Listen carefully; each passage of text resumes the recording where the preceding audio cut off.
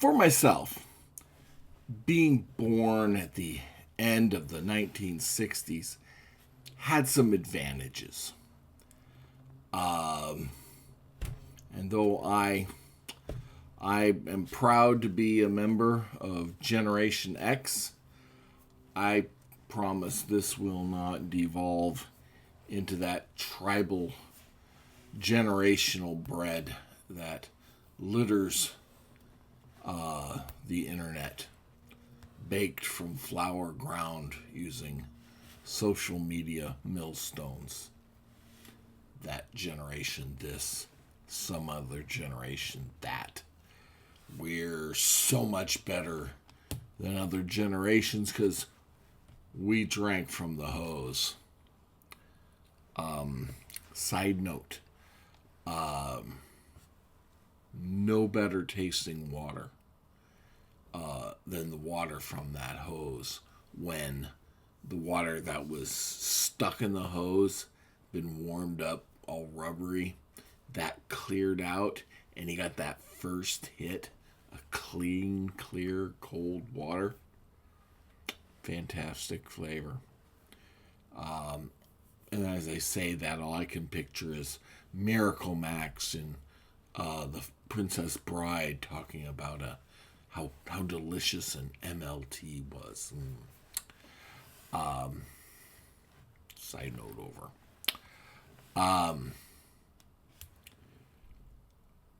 When push comes to shove, I don't know about you, but I'm exhausted from all that intergenerational banter. We all have something to hang our hat on. We all have skeletons to hide. What I'm trying to get to, at least in terms of this, is that my formative years occurred in the 1970s and the early 80s, which coincided with a general lack of viewing choices on television. But for me, that's what made it great. And you are now saying, what? How can that be a great time? Hear me out. Now, obviously, today, our choices are near endless. The internet and streaming have created a buffet restaurant stacked with informational overload. And the guy at the end slicing off the prime rib, well, he's not being stingy with his cuts. That's what we've got today. But the era I'm talking about was not like this, especially about my subject. Information overload regarding TV would be having a TV guide and the newspaper's weekly TV schedule. Now we know the 1970s was a time of great melancholy. It was depressing. And it was mostly due to political and economic issues. You got Watergate and the energy crisis, and Vietnam just ended, and there was stagflation, and all of those issues were way over the head of some little kid. However, it was also the last era of over-the-air television broadcast supremacy. Cable was just coming up. And as such, there were only so much bandwidth for stations to use. That meant our viewing choices were already made. And what was on TV was definitely not over the head of me. So to set the stage, up here in the Seattle area, There were the big broadcast networks on channels 4, 5, and 7. Now, those not from the Pacific Northwest, these are Como 4, which was ABC, King 5, which was NBC, and Cairo 7, which was CBS. And with that comes Channel 9, KCTS, which was the PBS affiliate around here. These are the big boys out of Seattle.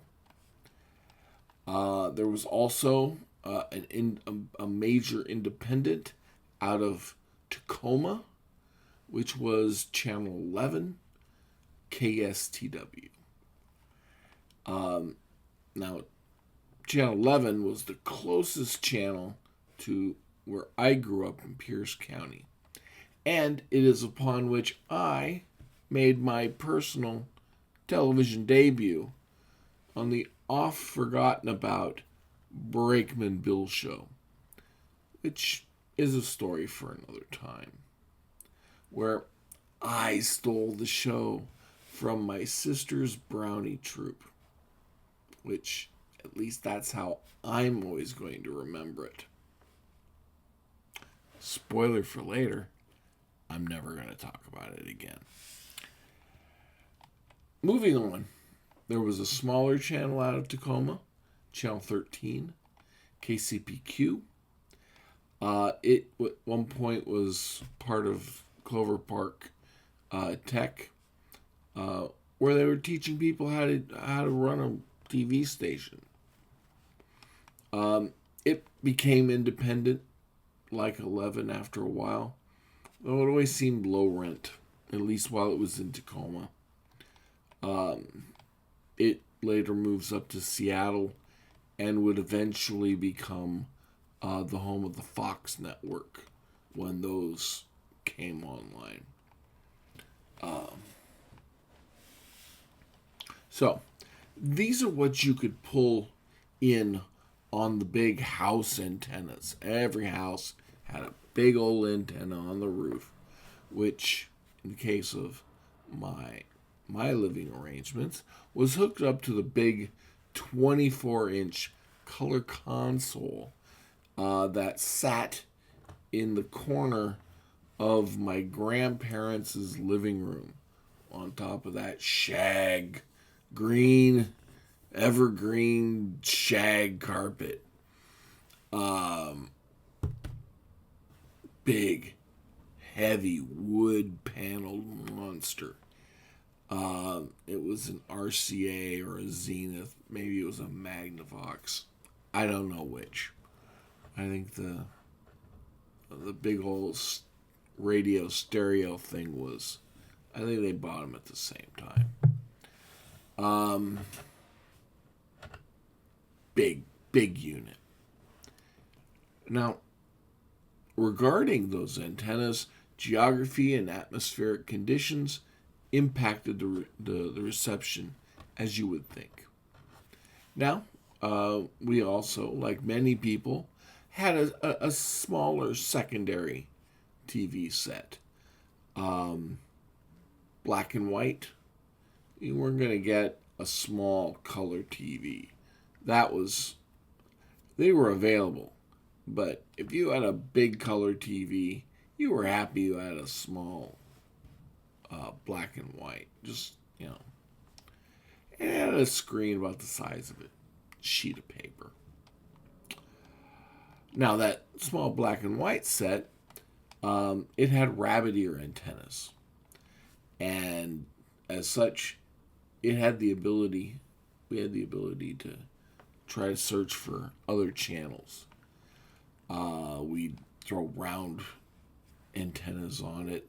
Maybe we'd put tin foil because somebody said it would help. It didn't help, but we tried it anyway. But if the conditions were just right, you could pull in the low-powered station out of Bellingham. It had a broadcast network. And sometimes we could even get signals from Canada from the CBC, CBUT out of Vancouver, British Columbia, or the rare showing of the other channel from Victoria, BC. Shout out to David Suzuki and the Nature of Things, and Beachcombers, and Mr. Dressup, and the Friendly Giant, broadcast to us from the Great White North. So for most of the 70s and early 80s, we had reliably 5 to 6 channels. 4, 5, 7, 9, 11, and, occasionally, 13. As I said, was kind of low rent. And that was really the maximum. You get half the channels on the dial. That was due to distortion. The stations couldn't be high-powered enough and then have room on the dial for more stations. And you watched what these stations had on. And the movies that these channels would show would run the gamut from mainstream stuff that occurred during the evenings,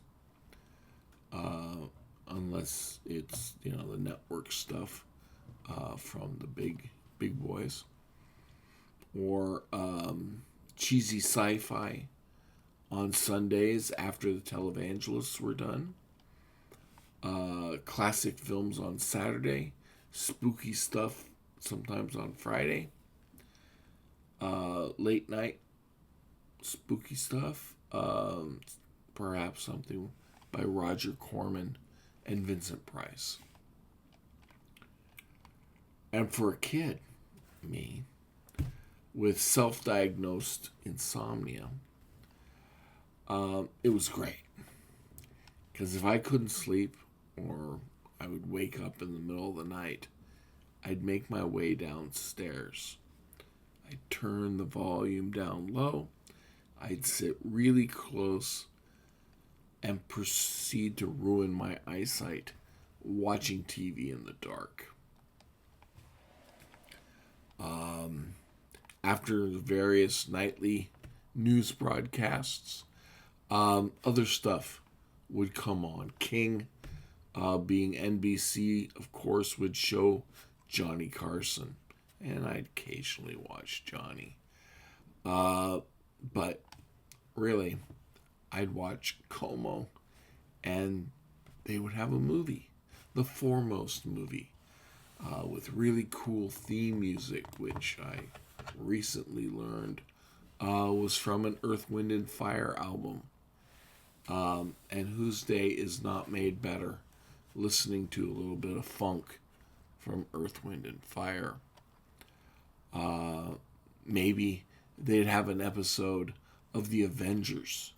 Now, these are the original Avengers from the British show with John Steed and Miss Emma Peel, Diana Rigg, in her classic role. Now, when the Iranian hostage crisis happened at the end of the 70s, ABC would counter-program Johnny Carson with a nightly update about the hostage situation. It's night 247, and they're still not home. Things like that. It later became Ted Koppel's Nightline.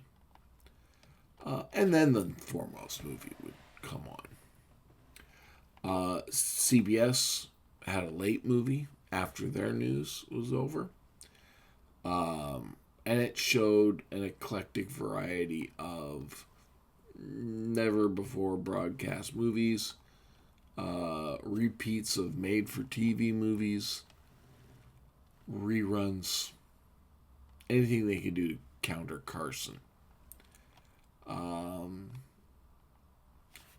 Some years, Cairo would follow that up with another movie. After Carson on King would come sometimes the 5-star movie. Channels had midday movies as well, as this was the time before Oprah and the explosion of talk shows. These would happen during midday because the mornings on the networks were usually game shows and the afternoons were soap operas.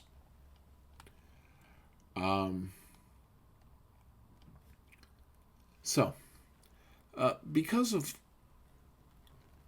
I grew up when I did, with the available technology we had, I was able to absorb films during my childhood while my brain was still wiring itself, while it was still baking.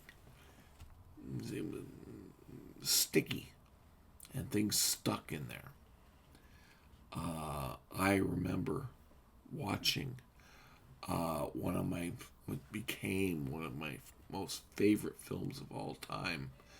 I remember seeing for the first time A Matter of Life and Death.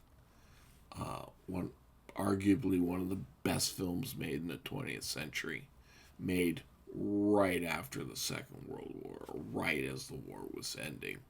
David Niven, Kim, can't remember. First time I saw it, it was on a black and white set. So when I saw it on a color set, I was amazed because the color and black and white are used in this movie in a particular way. So I won't give any spoiler on that. And sometimes I'd see Hammer horror films or old Hollywood dramas.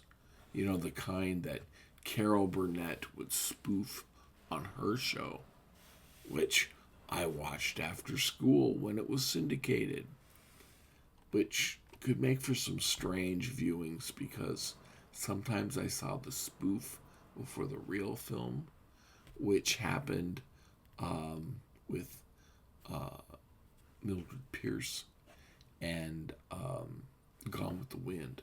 You know, the classic with the Carol Burnett had with her Bob Mackie inspired curtain rods.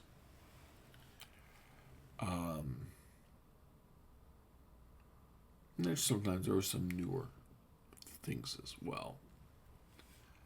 Westerns usually were stuck between sports events on Saturdays. Classic horror and sci-fis would be usually either of those 2 days. Films shown during the day could be grade B film noir or some melodrama. And maybe the next thing, it could be some kind of new Hollywood thing about, some guy swimming from pool to pool on his way home. I think that was Burt Lancaster. Big stretch where they programmed Italian comedies, or some other time it was Bing and Bob road movies, or Francis the Talking Mule. On one channel, you would have a block of Star Trek, and then a rotation of Voyage to the Bottom of the Sea, Twilight Zone, or Outer Limits. While the other channel had 1950s atomic communist fear sci-fi, or Godzilla knockoffs, and if on the rare occasion they ran out of those, oh, we were in for a treat. Because then we got the sci-fi stuff from Mexico that they'd have with a luchador. Because when various supernatural beings or aliens need to be fought, you call a Mexican wrestler in a mask. You just do. But through it all, if you wanted to watch a movie, you had to watch what they had scheduled. If you want choice, you just have to hope it's a rare time when there are two different movies being shown at the same time.